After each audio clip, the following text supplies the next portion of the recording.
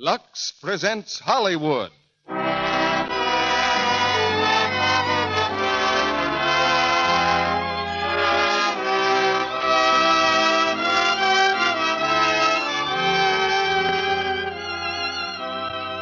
The Lux Radio Theater brings you Judy Garland, John Payne, and Adolphe Menjou in Morning Glory. Ladies and gentlemen, your producer, Mr. Cecil B. DeMille.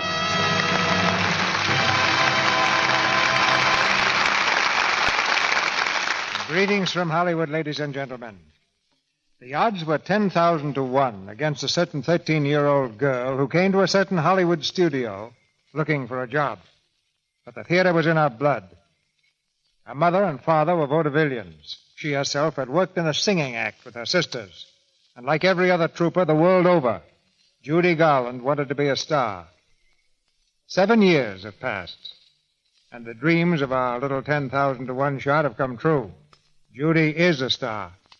The latest evidence of that is the new Metro-Goldwyn-Mayer picture, For Me and My Gal. Because she's lived so much of tonight's story herself, we've cast her as one of the stars in Zoë Akins' great drama of the footlights, the RKO motion picture, Morning Glory. And starring with her are two leading men, John Payne and Adolphe Menjou. Morning Glory is the saga of one stage-struck girl who had talent and a fighting heart. And because it's written in such warm and human terms, it becomes the story of all those girls who flocked to Broadway and Hollywood through the years. But with each girl, the story has a different ending. And here's another story that's developed an unusual twist. Some time ago, I told you about my adventures in washing my own woolen socks. Later, a newspaper cartoon gave a very graphic picture of the same activity. And consequently, my mail has been full of letters from men all over the country who turn out to be brothers under the skin. They use Lux Flakes, too.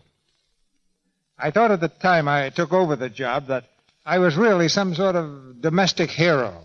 But it appears that I have many companions at the washtub, and all seem anxious to give advice to a fellow member of the club. Some insist that wire drying frames are the best. Others vote for wooden ones. I'm a wooden frame man myself. But the main point is, plenty of those suds that come only from Lux Flakes. And now the thrill that comes with the curtain going up as we present the first act of Morning Glory, starring Judy Garland as Eva Lovelace, John Payne as Joseph Sheridan, and Adolphe Menjou as Louis Easton. May I see him now, please? I've been waiting here for 3 years. I did have an appointment. Please, quiet. Mr. Easton can't see everybody. Come back at 3 o'clock. Quiet!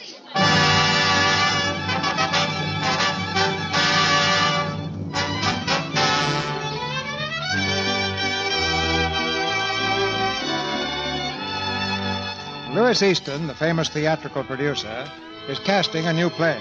Up and down Broadway, the tidings have spread like a flame. And his outer office is jammed with actors and actresses, young and old, good and bad, well-dressed and shabby. Among them, and obviously out of place, is Eva Lovelace. Eva is the product of a small college town and looks as though she might have won school honors in dramatics. She smiles brightly at the besieged secretary and speaks in her finest stage English. How do you do? My name is Eva Lovelace, and I'd like to see Mr. Easton, please. So would a lot of people. Did you get a call? Well, no, I didn't. You see, I've never met Mr. Easton. Oh, that's a shame, isn't it? What experience, please? Well, I haven't had any. That is not on Broadway. No experience? I see. Yes. That's why I'd like to meet Mr. Easton. Because if he's never seen me, then he doesn't know what I'm like. And that's rather important when you're casting to type, isn't it? Yes, rather. I'll put your name on the list. Thank you. Have a seat if you can find one. Thank you very much. I hear Rita Vernon's going to do the lead in this opus. That's a break. For her, Louis Easton. Well, she is a box office draw. Why, I don't know. What's the name of the play? Anyone know? Blue Skies. Joseph Sheridan wrote it. Look, there's Sheridan now. Quiet, please, quiet. There are only a few parts. Just a moment, please. Is Vivian Hall here? Yes, Mr. Sheridan. Will you wait, please, and Mr. Hedges? Right here, sir. Mr. Easton will see you in a moment, Hedges. Thank you. Now, we won't have time to see anyone else today. Sorry.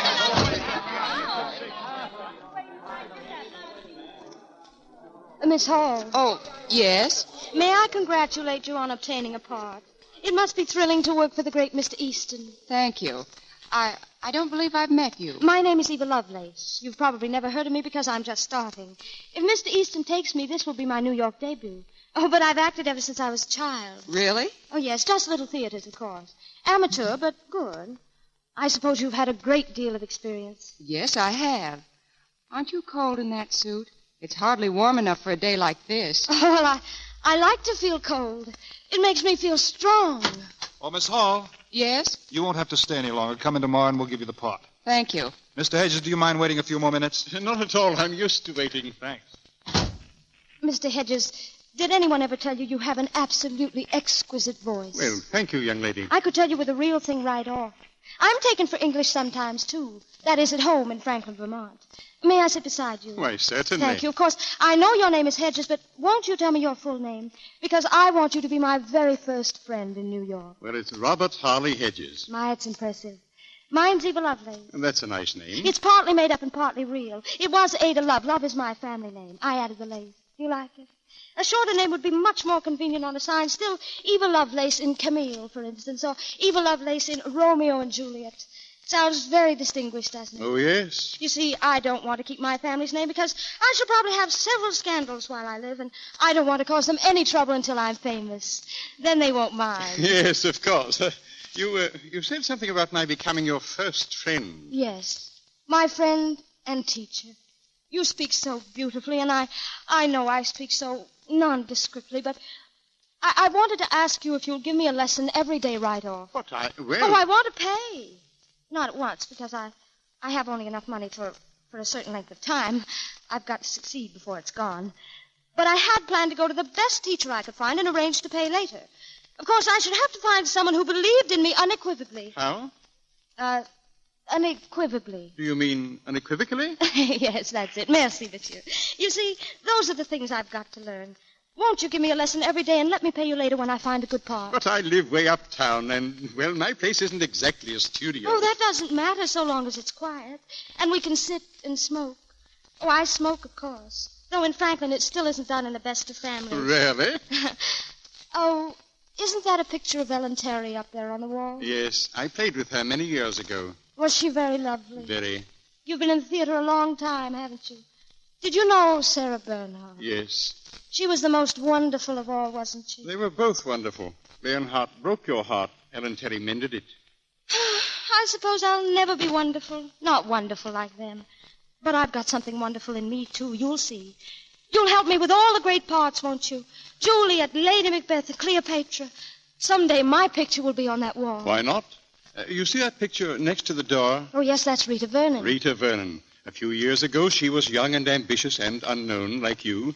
She made a hit in a small part, and now she's a star. She's in Mr. Easton's office now, isn't she? I heard someone say so. Oh, I'd love to meet her. I saw her once. She was so sweet. Yes, at times she's very sweet. She has a lovely disposition, very lovely indeed. You might as well know it and know it right now, Louis Easton. I'm sick of the whole thing. Sick of it, do you hear? I wouldn't care if I never played another part for you again. Rita, please. Stop throwing my vases around. Now sit down and calm yourself. You're giving me a headache. What do you suppose you give me? 3 trashy plays in the last 2 years, and now another one. Rita, that's not very complimentary to Mr. Sheridan. Oh, don't mind me. I'm just the author. Oh, I'm sorry. I didn't mean to offend you, Joseph. You have written me a couple of hits. Well, thanks. But I don't want light things anymore. I want drama, something I can get my teeth into. But Joseph wrote Blue Skies especially for you. I wouldn't know it from reading it. The man's part hogs the whole show. Oh, Louis, why can't you get me something by what's-his-name? You know, the man who wrote the thing Catherine Cornell did last season. Molnar? Yes. Didn't you take an option on a play by him because Joseph was crazy about it? Yes, but then... Yes, he did. It'll be a great play when we find the right woman for the part, Rita. Right woman for the part. Why haven't you sent this play to me to read? Well, it isn't translated yet, Rita. I'm working on it now. That's right. I don't think you'll like it, Rita. I'll decide that for myself. What's the name of it? The Golden Bough. Now listen, Rita. I'll tell you what I'll do. I'll make you a proposition. You play Blue Skies for me. After that, you can pick your own play. Any play you like. All right. When can I see a script? Louis, We'll send it to your department tomorrow, Rita. Tomorrow morning. But I tell you she won't like it. It's all wrong for her. Joseph, please. Rita isn't silly enough to play something she isn't right for. Are you, Rita? Certainly not. But I have an idea, Louis, that I'll be just right for Golden Bough. Goodbye, darling. Goodbye, sweet. Louis, are you crazy? Now, wait. Vernon can't play that part. It's sacrilege. I know, but I had to do something to get her to play Blue Skies. Well, you didn't have to ruin the Molnar piece. Quiet. Come in. Mr. Easton. Yes, what is it? Mr. Hedges, sir. He's been waiting quite a while. Oh, yes, send him in. Good morning, Mr. Easton. Hello there, Bob. Sorry to have kept you waiting. Quite all right. Have a seat. Now, the part's right up your street. You play... How do you do, Mr. Easton? I'm so happy to meet you. What? How did you get in here? Oh, this is Eva Lovelace, Mr. Easton. She was waiting outside, and we were talking, and... Well, I just made Mr. Hedges bring me in. I hope you don't mind, Mr. Easton, but if there's one person I've wanted to meet, it's you. I just reverence your work. Thank you. That's very kind. Miss Lovelace is, she's rather anxious to become an actress. Well, that's fine. Now, Bob, about the part. It's not long, but it's good. The father again? That's right. How about it? Delighted. Well, go and tell Seymour to make up a contract. Thanks very much, Mr. Easton. May I sit down here and wait, Mr. Easton? Wait for what? Well, until you're not busy so you can interview me. Well, I'm very busy right this minute. Oh, it's all right, Louis. I'm all through now. Oh. Sit down, miss. Oh, thank you. What did you say your name was, Miss... Lovelace. Eva Lovelace. Do you like it? I could change it if you don't. No, it's all right. Oh, I'm glad. Have you been on the stage long, Miss Lovelace? Well, not on the regular stage, but I was in a lot of plays the Franklin Theater Guild gave at the Little Theater. The Little Theater? Yes, in Franklin, Vermont. You know the Franklin Players. Franklin Players. Oh, yes, of course. Franklin's where I lived until some time ago. The Franklin newspaper seemed quite sure I had a future. I play all sorts of parts. Hedda. You know Ibsen's Hedda, of course. The old woman in Riders to the Sea and Kitty and You Never Can Tell by Shaw. And then I play... Shaw? Oh, yes. Bernard Shaw, the one and only. You think Shaw's clever, Miss Lovelace? He's our greatest living dramatist. Is that so? Oh, yes. By the way, I had a charming letter from him the other day. I wrote him a letter and told him I was coming to New York and expected to be very famous and have a theater of my own so I could act his Cleopatra. I have his answer right here with me. It's never left me a moment since I received it. I even sleep with it under my pillow. Well, that's fine. Well, suppose you come back next week or so. Wait, Louis. May I see the letter, Miss Lovelace? Of course. I think it was charming of him to write, don't you, Miss Easton? Oh, yes, charming. Louis, this is very interesting. He's very happy Miss Lovelace is going to see he's properly recognized when she has her own repertory theater. He hopes Miss Lovelace won't forget him. Oh, I won't. I've sworn it. There will always be a Shaw play in my repertoire as long as I remain in the theater. Of course, I expect to die at my zenith. My star shall never set. I've sworn that, too. And when the time comes when I feel I've done my best, I shall really die. By my own hand. Some night at the end of the play on the stage. The producer will love that, I'm sure. Miss Lovelace, I hope you'll excuse me, but I have a few appointments waiting. Of course, I know. And you don't think there's anything for me in your new production? Well, I'm afraid not. There aren't any young girl parts in this play. Well, perhaps an old woman then, or a middle-aged one. I can do both. There really isn't anything, Miss Lovelace. Oh, I'm sorry. Of course, money is no object with me. I'll play any part that appeals to me for $20. Oh, but I'll never, under any circumstances, play a part for which I do not feel a sincere congeniality. Well, that's very creditable. Now, Miss... No, money's nothing to me, absolutely nothing. I could have married for money if I'd wanted to. Edwin Talbot, the son of W.E. Talbot, one of the richest men in Franklin, wanted to marry me. You've heard of W.E. Talbot, the Chow Chow King. No, I don't believe I have. Funny. Why, Talbot's Chow Chow is famous, of course. Practically owns Franklin. But I think artists should be free. Free to live, free to love, free to... Miss Lovelace, please, Joseph, that appointment. We're late, very late. Sorry, Miss Lovelace. Well, I won't hold you any longer. Good day, Mr. Easton. Good day. Just leave your number with my secretary. I will. And good day to you, Mr... Sheridan. Of course. I'll see you again, I hope. And you, Mr. Easton. Yes. Come in when you get another letter from Bernard Shaw. Thank you. You've been so kind. Au revoir. Au revoir. Oh, excuse me, just one more thing, Mr. Easton. Yes? I've had voice training, too, singing, you know. I've never taken it very seriously because acting, straight dramatic acting, is my strong point. Yes, I'll keep that in mind. Thank you. Thank you. Au revoir. Au revoir. Oh, Joseph, I wish you'd show a little more respect for my valuable time. What's the matter? But why encourage those people? I thought she was going to spend the day. You know, Louis, I think that kid's got something. Well, she's got nerve, if that's what you mean. Say, don't you think she might do the bit we had in the last act? What bit? The maid? Sure. Doesn't have to be acted. If she'll just get up there and speak, that's all we need. Why don't you let her try? Are you crazy? Why not? The girl's looking for a break. But she's a nut. She's wacky. Oh, no, she isn't. She's just trying to make an impression. Go on, give her the part. All right. I'll think it over.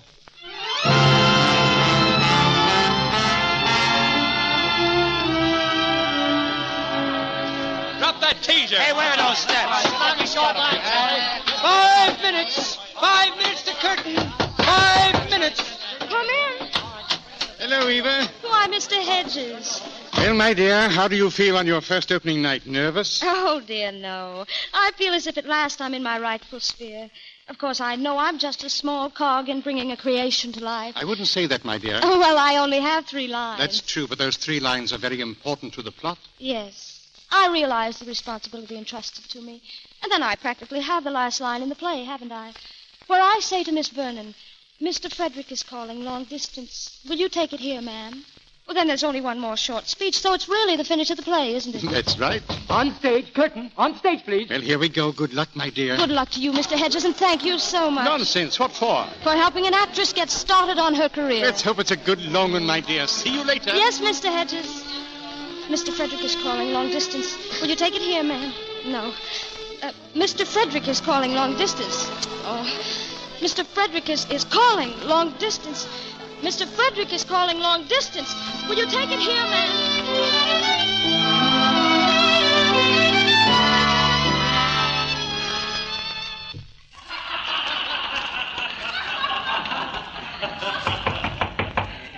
Who is it? It's the maid, ma'am. Well, what do you want? Mr. Frederick is calling long distance. Will you take it here, ma'am? You may tell Mr. Frederick that I've just gone to bed.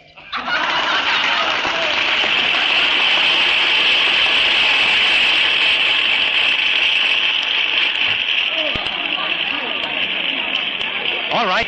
Take it up again. Take up the curtain.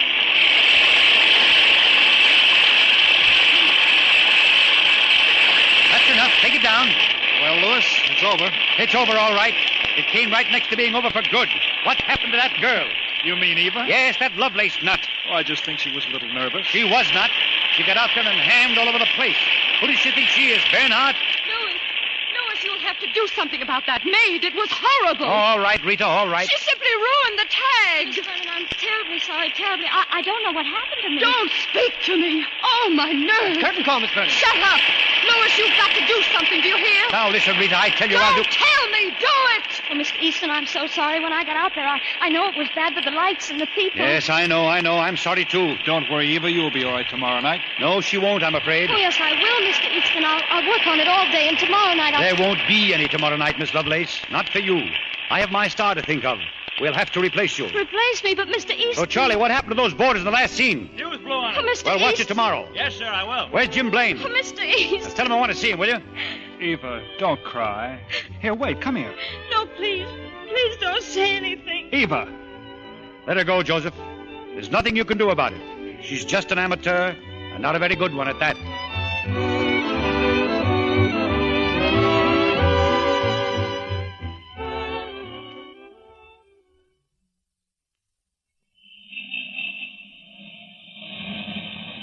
Blue Skies by Joseph Sheridan, starring Rita Vernon, with John Hamilton, Cora Blake, Robert Hedges. All right. Move along, please. Oh, good evening, officer. Out kind of late, aren't you, miss? Yes, I was just standing in the lobby looking at the pictures. Well, suppose you stand somewhere else, off my beat. I wouldn't want to run you in, miss. Oh, well, it's all right, really. You see there on the sign? That's my name at the bottom there. I'm Eva Lovelace. Oh, are you? Yes. You see, I'm an actress.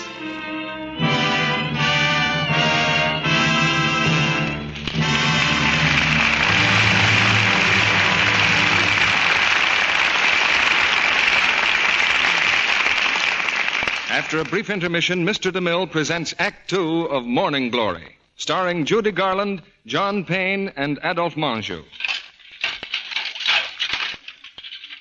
You recognize that sound? Well, it's Mrs. Brown washing up the dinner dishes. And right next door... Yes, that's Mrs. Allen doing dishes in her kitchen. It sounds just about the same, doesn't it? And that's too bad, because there's really a big difference in what those two women are doing. You see, one of them is using Lux Flakes for her dishes, and the other one is using, well, any one of a number of strong dishwashing soaps. One look at those two pair of hands tells the story. The Lux hands are soft and smooth. The others are rough and red and unattractive, typical dishpan hands. Yet those soft, smooth Lux hands do just as much dishwashing as the rough, unattractive ones. It's the soap that makes the difference. And changing soaps, changing from strong suds to gentle Lux flakes, can change those rough red hands back to their natural loveliness. That has been proved by actual tests. It's worth a lot to any woman to have hands she's proud of. But do you know how little it costs to change from strong soaps to gentle Lux? You can do it for less than a penny a day. Get the thrifty big box of Lux Flakes first thing tomorrow and use it for your dishes every day. After Act 2, we've got a special bargain for all flower lovers. Have a pencil and paper ready. You'll want to make a note of this. Now, our producer, Mr. DeMille. Act 2 of Morning Glory, starring Judy Garland as Eva Lovelace, John Payne as Joseph Sheridan, and Adolphe Menjou as Louis Easton.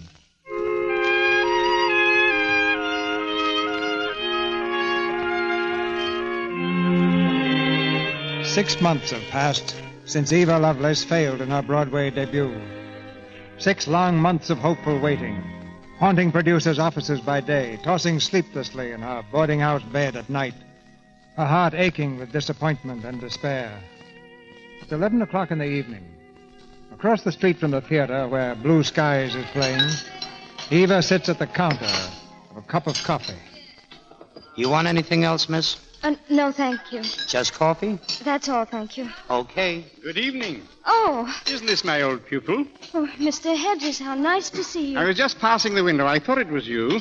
It's been a long time since you came for a lesson, Eva. Well, I've been so frightfully busy. You know how it is. Yes. Let me see. The last time I ran into you, you were... Oh, yes, I was rehearsing for the frolics. Of course, it was only chorus work, but I took the job for experience. One needs all sorts of experience, and besides, there was a lull in the drama. Yes. Are you working now? Well, no, not at the moment, anyhow. Here's your check, miss. Here, I'll take that. Oh, no, you mustn't. How much is it, please? 5 cents. 5 cents? Is that all? Yes, I had coffee. After dinner coffee. Of course. Here you are. Come along, Eva. I'll take you home. Oh, but really, Mr. Hedges, you mustn't go out of your way, really. I'll get a cab. And by the way, where do you live? Oh, well, isn't that stupid of me? I can't remember the address. You see, I just moved. I didn't like the place I was in. I see. Well, until you remember, you just come along with me. I'm on my way to a party. Oh, I'd love to, but I don't feel like meeting strangers. Our host isn't exactly a stranger. It's Louis Easton.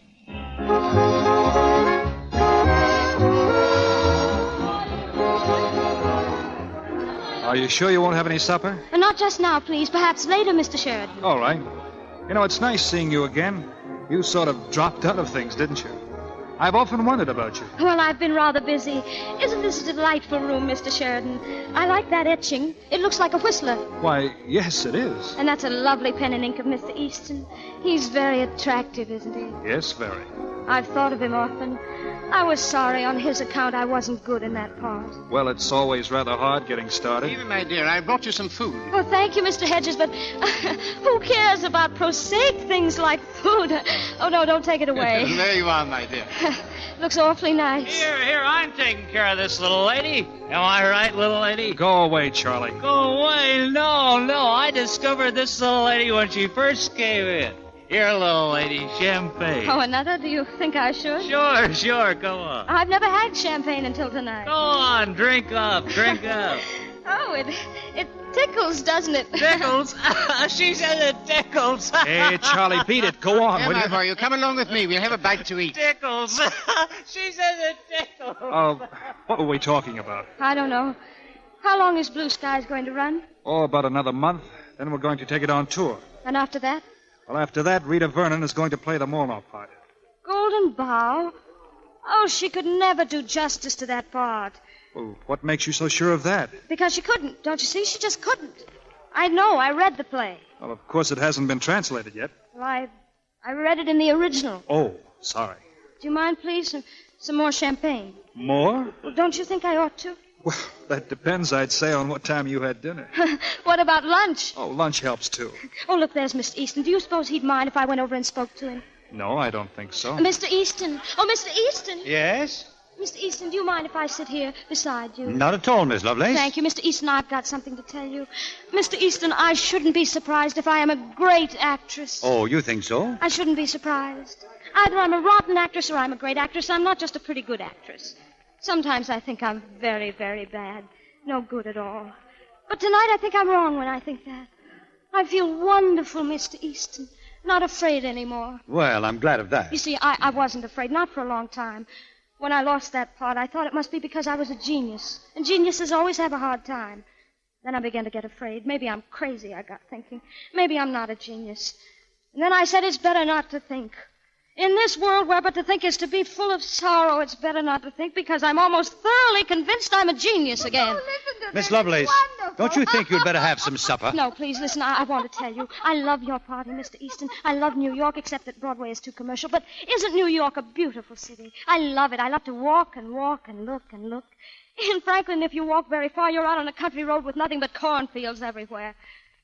Still, there's something about it, about those cornfields, that gives you a feeling of being great and lonely.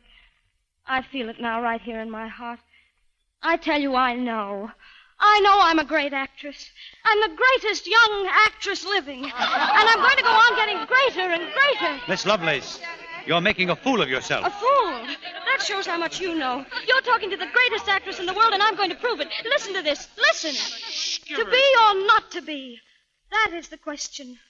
Whether 'tis nobler in the mind to suffer the slings and arrows of outrageous fortune. Eva, come outside, please. What are they laughing at? Hamlet's not a comedy, it's a tragedy. Keep quiet, do you hear? Eva. If you think that's so funny, maybe you think Romeo and Juliet's funny, too. Give me that shawl from the piano and everybody sit still. You're going to hear some acting. Now listen. Oh, Romeo, Romeo, wherefore art thou, Romeo? Deny thy father and refuse thy name. Or if thou wilt not, be but my sworn love, and I'll no longer be a Capulet. 'Tis but thy name that is my enemy. Oh, be some other name. What's in a name? That which we call a rose by any other name would smell as sweet. So Romeo would, were he not Romeo called, retain that dear perfection which he owes without that title. Romeo, doff thy name, and for that name, which is no part of thee, take all myself. Hey, the girl, all right. Nice, child. What's the matter? Eva, what is it? It's my head. I feel so funny. I feel as if I'm going to... Hey, what happened? She's fainting. Get some water, somebody. Water, here. Well, that's one way of getting attention. Come on, Joseph, give me a hand. We'll carry her in the library. Put her down over here, that's it. She'll be all right. I'll have the maid come in and look after her. Come on. Poor kid, she probably hasn't had a square meal in a month. Or perhaps she's had just too much champagne. That time sometimes happens to people.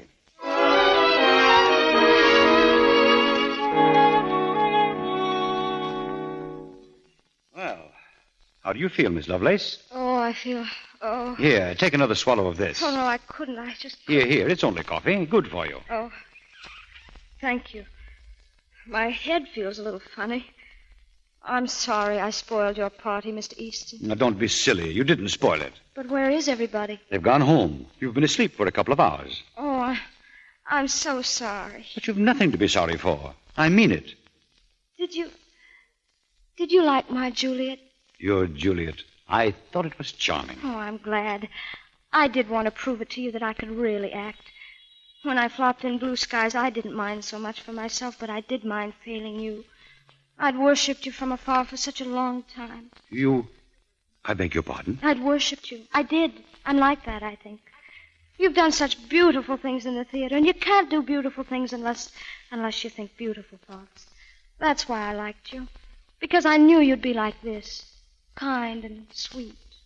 No one has ever said that to me before. You almost make me believe it. You're very sweet, Eva. Thank you. Now, don't you think I'd better take you home? Oh, no, please, not yet. Just let me sit here and talk. There's so much I want to talk to you about. All right, we'll talk. Go ahead. You think I'm worth talking to, don't you?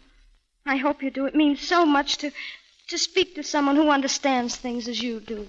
Don't you think you give me a little too much credit? Most people think of me as being pretty hard-boiled. Oh, you're not, though. You may think you are, too, but down underneath you're like a boy.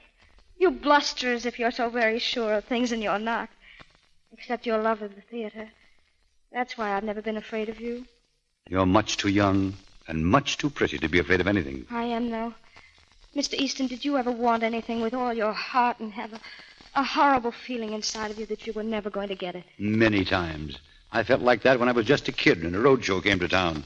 I used to hang around the stage door every night, and once they let me do a walk-on. I tripped on my first entrance. And yet you've succeeded and done great things.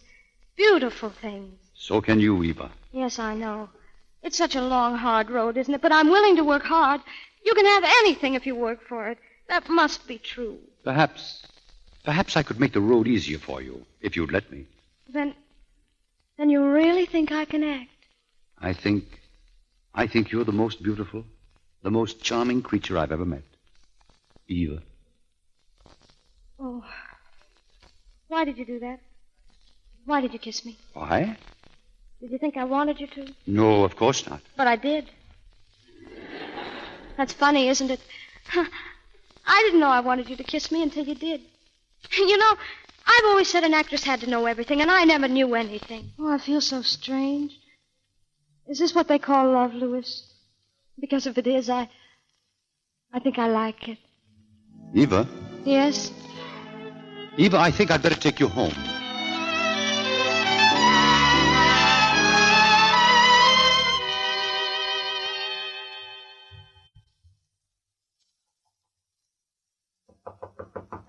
Come in.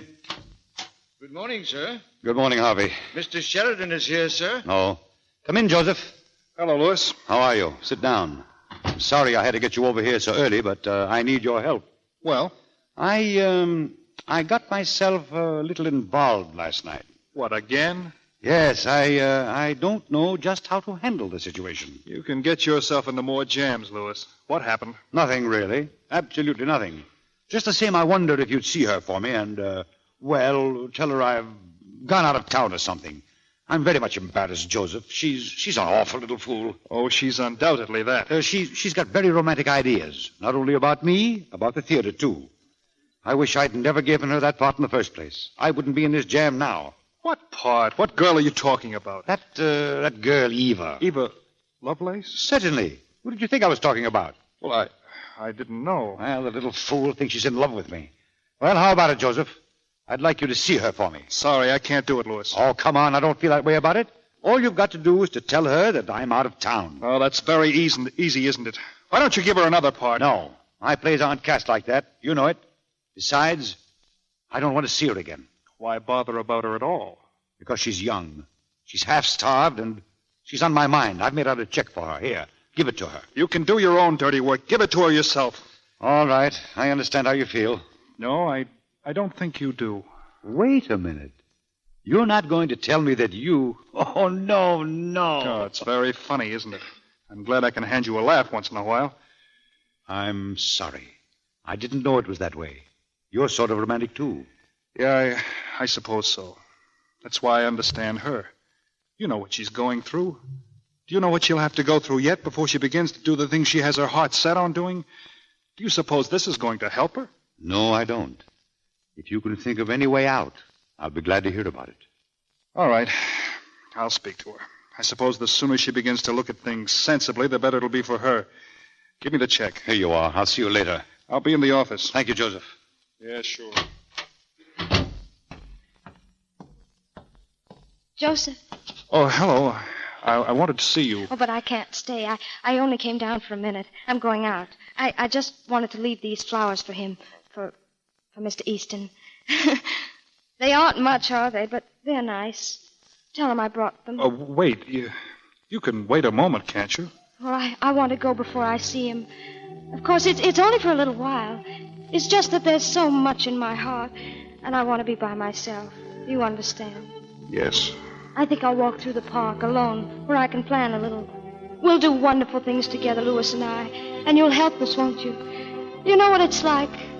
It's like two rivers flowing through the same valley to the same sea, his life and mine. And now they're to flow together. Oh, I'll make him proud of me, Joseph, so proud. Eva, I want to tell It's you... strange how it's all happened. Yesterday I was alone and frightened, really a little frightened. And now... Of course, it isn't because his work is in the theater, or because he's important and can help me. Even if he'd never seen a theater and never wanted to see one, I think I'd feel very much the same. At least just now. I liked him the moment I saw him. You remember that day in the office? Years and years ago. And you've always been terribly kind to me, Joseph. Thank you so much. Goodbye. Joseph. Was that Eva? Joseph. What? Was that Eva out here? Oh, yes. What did you tell her? Where is she? Is she gone? Joseph. Oh, yes, she's gone. What do you care where she is? We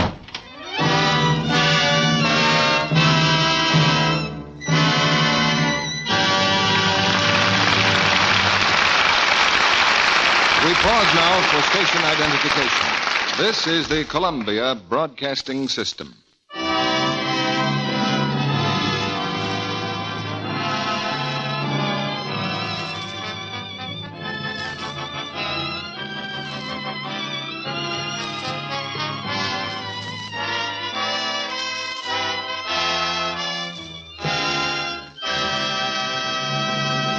Mr. DeMille and our stars Judy Garland, John Payne, and Adolphe Menjou will be back for Act 3 of Morning Glory in just a moment. Meantime, here's some more news about the Lux Rainbow Garden offer. It's the most exciting flower bargain we've ever had. 10 first-quality tulip bulbs for only 25 cents. And they come to you now at just the right time to plant them. Yes, right now, in the fall, is tulip planting time. Our Lux tulip bulbs come from one of America's biggest and best-known bulb growers. They're the very same giant Mayflowering tulips that are listed in his catalog at a much higher price. And they're yours for just 25 cents and one Lux opening tab or one Lux toilet soap wrapper. They're easy to grow. Plant them now, and along about next May, you'll have a rainbow garden of stunning tulips with gorgeous long stems and big blossoms in lovely rainbow shades. Even in a city apartment, you can enjoy these Lux tulips. Plant them in flower pots. Just follow the simple directions that come with the bulbs, and they'll bloom indoors in time for Easter. You'll be wise if you order several rainbow tulip gardens. Yes, they're a real bargain, one you won't want to miss. So mail your order this very night. Here's what you do. Take the opening tab from any size box of Lux Flakes, or a wrapper from one cake of Lux toilet soap. Mail it with your name and address and 25 cents in coin, no stamps, please, to Lux Rainbow Garden, Box 1, New York City. Lux Rainbow Garden, Box 1, New York City. With your 10 tulip bulbs, we'll send an illustrated leaflet of planting directions. But please allow at least 2 weeks for them to reach you. And please be sure to include your own name and address. Order as many Lux Rainbow Gardens as you like, but be careful to send 25 cents in coin and either a Lux Flakes opening tab or a Lux toilet soap wrapper for each set of 10 bulbs you want. Your dealer has convenient order blanks. Remember, the address is Lux Rainbow Garden, Box 1, New York City. This offer is good only in the United States. Now, Mr. DeMille returns to the microphone. Curtain rises on the third act of Morning Glory, starring Judy Garland, John Payne, and Adolphe Menjou.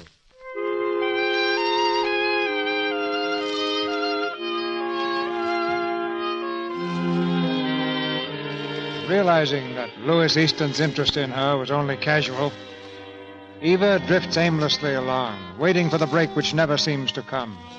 Disillusioned and broken in spirit, she's forced to take any job she can find. In a cheap nightclub just off Broadway, the manager is auditioning singers.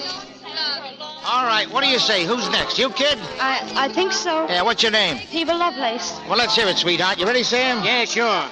Shake it up, kid.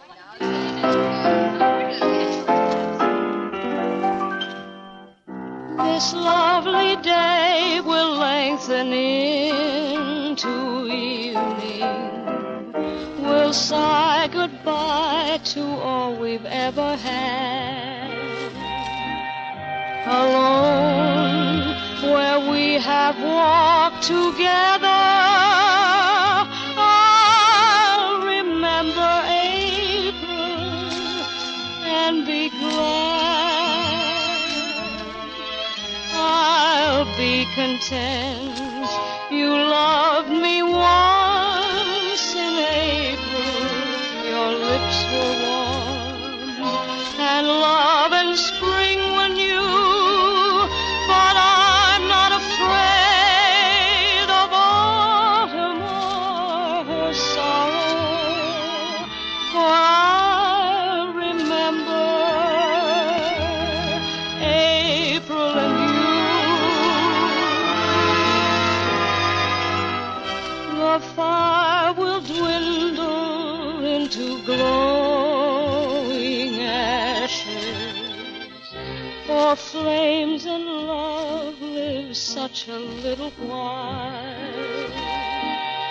I won't forget, but I won't be lonely.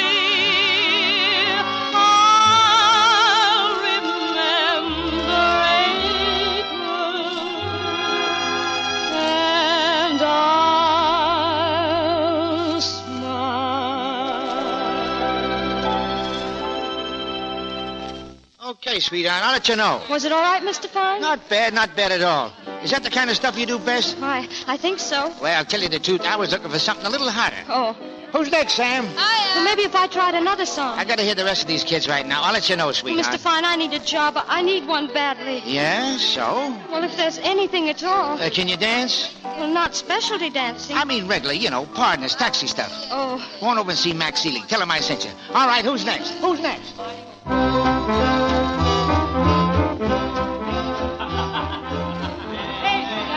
Hey, Eva, if that old Wilson shows up tonight, dancing with him, will you? Well, I thought I had to dance with anyone who asked me. Sure, but kind of make a play for him. I got a guy coming I'm kind of keen on. All right. Hiya, Dipples. Well, if it ain't the Flea. Say, how about a light fantastic? This way, Flea.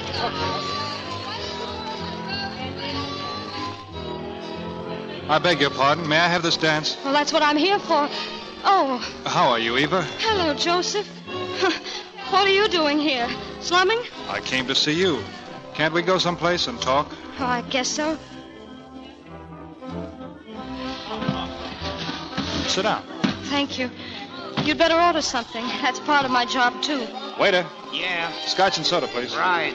How did you know I was here? Well, I didn't until tonight. I've been looking for you. I finally got as far as your boarding house, and the landlady told me about this job you had. Oh. Well, of course, it's only temporary, you know. I've always felt that experience is vital for an actress. You've got to draw from the adventures in life. And you're learning about life in this place? Oh, yes, every moment. I'm rubbing shoulders with reality. It's really quite amazing. I can't tell you, it's very interesting.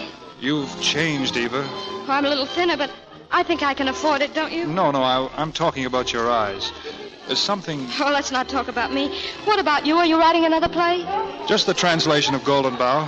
I finished it finally. Goes into rehearsal next week with Rita Vernon. Well, I hope it'll be a success, Joseph. Eva, when do you think you'll have learned enough about life to take another fling at the theater? I don't know. I really don't. I suppose when the time comes, I'll feel it deep inside me. Then nothing on earth will stop me. Look, we're using a few people for atmosphere. If you'd like to have something to do, I'll be glad to fix it for you.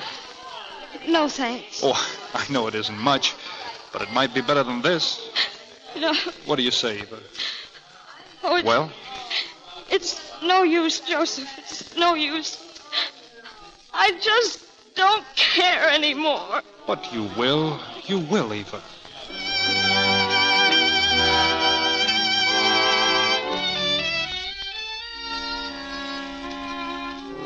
Okay. Hey, come on, set that stage. Come on, put that table 15 minutes, everybody. On your toes now. Rita. Oh, Rita. Come in. Hello, Rita. Oh, Louis. Joseph, come in. Thank you for the flowers, Joseph. You never forget me in an opening. Not at all. You don't mind if I go on with my makeup? Did you want to see us, Rita? Oh, yes, I did. Well? Louis, we've been together 4 years. That's right. That's a long time, Rita. Very long. Hasn't it surprised you that I've never asked for a contract? No. I've always given you what you asked for. Yes. But this year I didn't ask for what I really wanted. I see. You mean you're asking for it now? Yes, Louis. Go on. I want a contract to play this part in New York and on the road. I want a year's guarantee, $1,500 a week, and 50% of the profits. What? Rita, you've gone insane. Think it over, Louis. Think it over when it's nearly curtain time? If you don't meet my terms, there won't be any curtain. No, you listen to me. You can't throw over a show like this. Can't I? Who's going to stop me? I'll find plenty of ways to stop you.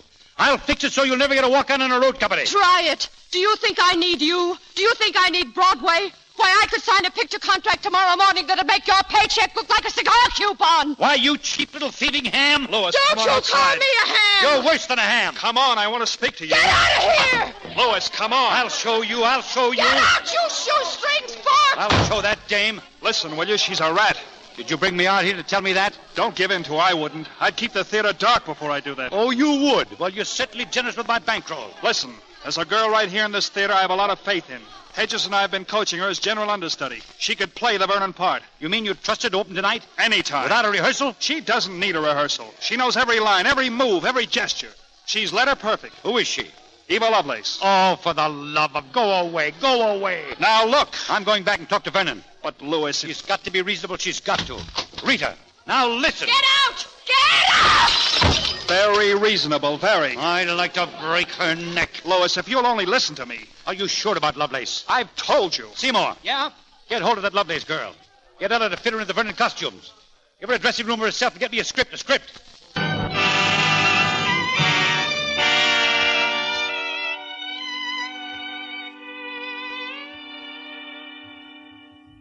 Now, look, Eva. We're risking an awful lot. You realize that. Yes. Joseph says you can do it. Can you? Louis. Let her tell me. Can you do this part, Eva? Yes. All right. Is that costume finished, Ella? Yes, sir. I'll have her second change ready when she comes off. Good. Mr. Easton. Coming. Hold the curtain a few more minutes. Yes, sir. Are you all set, Eva? Yes. We'll be waiting for you. Hurry. Oh, Joseph. Here. Let me see you. Joseph. You look beautiful. Wait, listen. I don't know whether I can go through with it. Eva? I told him I could, but I don't know. He'll be watching me every move. You've got to forget about him. I can't. I've never even spoken to him since that night until he came in here. And it was just the same, but he's changed. Did you notice? He looks so pale and so tired. And I'm tired. I'm tired, too. It's just come over me how tired I am. Eva, listen. You've got to pull There yourself were times together. when I wanted to kill myself when I didn't see him or hear from him. Then I thought, I'll forget. I'll make up for everything by making myself a wonderful actress. You will be tonight. But suppose I'm not. Suppose I'm not wonderful. Then everything's gone. If I can't act, there's nothing else. I don't think I can act, Joseph. I don't think I can. Eva, look at me. This is the thing you've wanted and struggled for and suffered for. This is your dream coming true. Do you understand that? Everything you've done, everything that's happened to you has just been leading to this moment. The time you came into the office, the way you met Louis, the way you feel about him now. It's all part of it. Don't fail him. Don't fail yourself.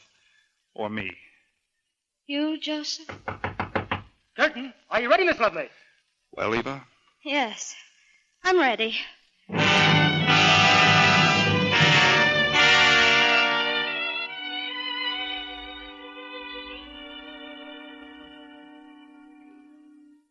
And that was why I loved you, Michael. Ready with that curtain. And that's why I have to leave you now. For a while, at least. Goodbye, my darling. Curtain.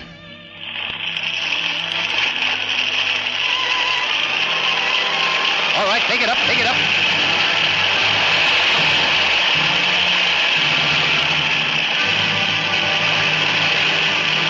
She did it, Joseph. It's a smash. We've never had anything like it. They're yelling for her. Better take this call alone. Stay out there, Eva. Stay out.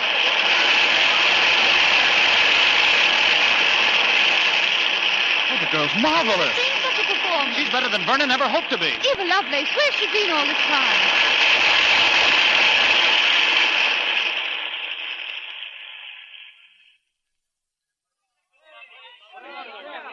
One side, please. One side. Miss Lovelace can't speak to you now. Get her in the dressing room, Joseph. Thank you very much. Everybody, please, just a moment.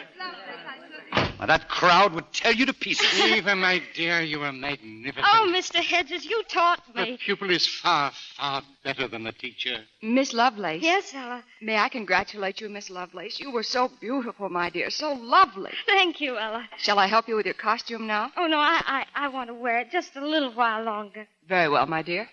Hedges, where's Joseph? Taking care of the press, I imagine. Shall I call him? Will you? Of course.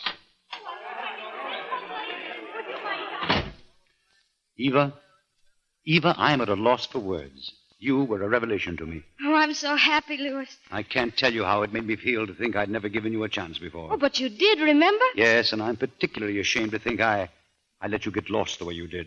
I should have taken better care of you. Oh, let's not talk about that, please. Well, I'm never going to let you get lost again. Never. Oh, Louis, I don't know whether to laugh or cry. We're going to do great things, you and I. A great play every year. Your name in lights. Why, it'll be the greatest partnership the theater has ever known. Partnership? Yes. Why, Eva, you're not going to pull a Rita Vernon on me so soon, are you? Oh, no, I just thought that... Oh, I'm such a fool, Louis. Such a silly, silly fool. I found him, Mr. Easton. He'll be in directly. Thank you. I think the press is waiting to see you too, Eva. Are they? They think you were quite wonderful, my dear. But I'm just beginning. I'm going to make you so much more proud of me, Mr. Hedges. I'm going to be so much more wonderful. My dear, so many people can be wonderful. Every year we see them, these young people who come to New York with the idea of conquering the world. It's amazing how many of them succeed, too, and then fail. Youth comes to the front. Youth has its hour of glory, but so often it's just a morning glory, a flower that's gone before the sun is high. Oh, I wish you could have waited until tomorrow to say all this to me. Hedges is right, Eva. That woman, Ella, the costume mistress. Do you know who she was? 25 years ago, she was the toast of Broadway. Her name was Esther Forrest. Esther Forrest, I've heard of her. Well, you don't hear of her now. She was a morning glory. But nothing must interfere with your career, Eva. Do you understand me? You've got to keep your head. That's why you're coming to my office tomorrow and sign a contract to play this part as long as the public wants to see you in it. That's why you mustn't take people too seriously. The people who are going to be running after you from now on, telling you what to play next, living your life for you. You must keep your health and your money and your head if you don't want to be a morning glory, Eva Lovelace. You'd better get out there, Louis. Right. Good night, Eva. Good night. Tomorrow morning, Eva, at the office. Yes. Eva, what's the matter? What? Well, you look sort of crushed. Joseph, I was a great success tonight, wasn't I? Yes, a very great success. Yes. And now it doesn't seem to make any difference. It's all so empty. Why, you mustn't feel like that. I understand, though. Do you? I think so. You've understood everything.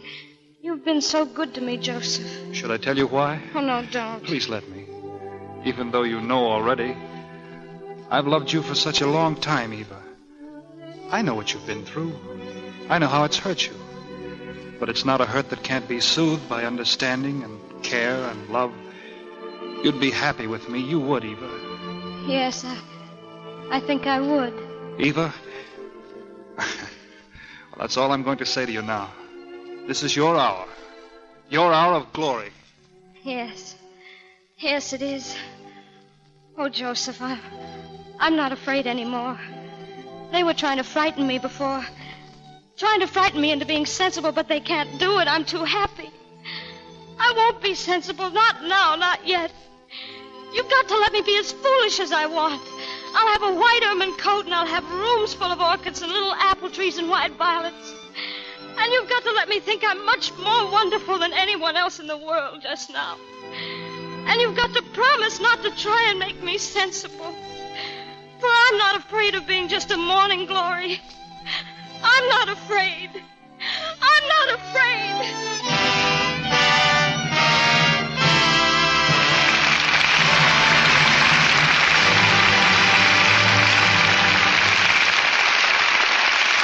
In just a moment, our stars will return to the microphone for a curtain call. Now, here's an interesting thing I read the other day. A soldier needs 5 to 20 times as much clothing as one of his fellow Americans in civilian life.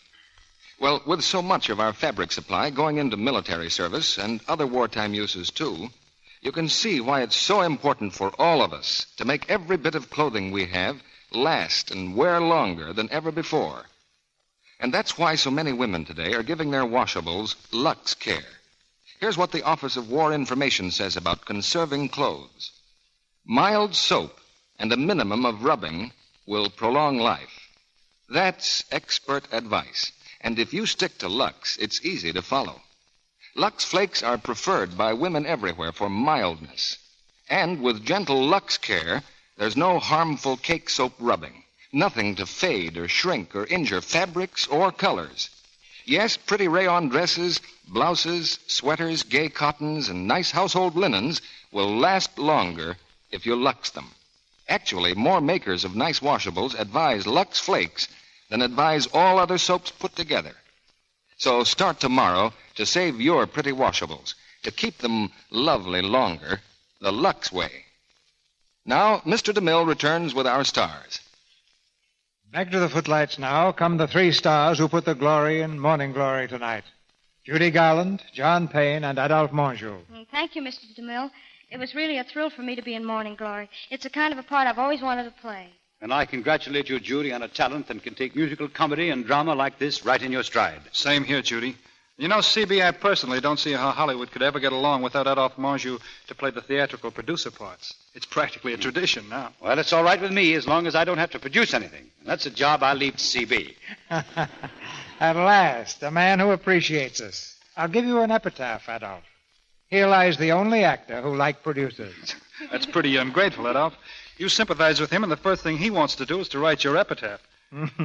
Get me out of this, Judy. Sure. How about next week's play? What's it going to be? Judy, it's something to make everybody forget their troubles. Because next week, our play is My Favorite Blonde. And the stars are Bob Hope and Ann Sothern. Just picture Bob Hope trying to escape from a gang of spies with a vital military secret, plus a beautiful blonde. And I don't think you'll want to miss Paramount's favorite comedian, starring with Ann Sothern in My Favorite Blonde. It certainly sounds like a winner, CB. Good night. Good night. Good night, CB. Good night. Good night. Keep your eye on Judy, gentlemen. She's got a future.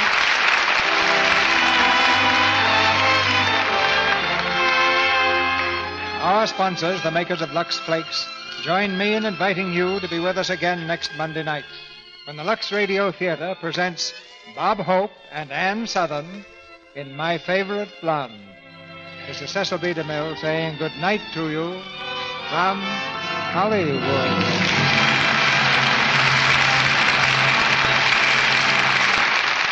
Ladies and gentlemen, a special announcement. There are 2 superb new radio shows on Wednesday night. First, Bob Burns, one of America's favorite comedians, in the role of the Arkansas Traveler. And immediately following, there's Lionel Barrymore. Long one of the great figures of our stage and screen, he is now one of the great figures of radio in his new series, The Mayor of the Town. You can hear both of these fine shows every Wednesday night over these same stations. Your local paper will tell you the time. John Payne was heard through the courtesy of 20th Century Fox Studios. His current picture is Iceland. Adolphe Menjou will soon be seen in the Columbia picture, You Were Never Lovelier. Heard in tonight's play were Bea Benaderet as Rita, Norman Field as Hedges, and Lillian Bond, Gloria Blondell, Ann Duran, Fred Mackay, Dick Ryan, Paul Langton, Frank Penny, Tyler McVeigh, Leo Cleary, and Lee Arnold. Join us again next week. Be part of the coast-to-coast audience that gathers each week to enjoy this hour of dramatic entertainment. Our music was directed by Louis Silvers. This is your announcer, John M. Kennedy, reminding you to tune in next Monday night to hear Bob Hope and Ann Sothern in My Favorite Blonde. VIMMS, VIMS, FREE, free. There's now a special trial offer of VIMS at your druggist. The makers of VIMS want you to find out what VIMS can do for you. Buy the large $1.69 package. Get the regular 50-cent size absolutely free. The supply is limited, so hurry. Get your free Vims right away. This is the Columbia Broadcasting System. Brought to you by RadioClassics.com. All copyrights are the property of their respective owners.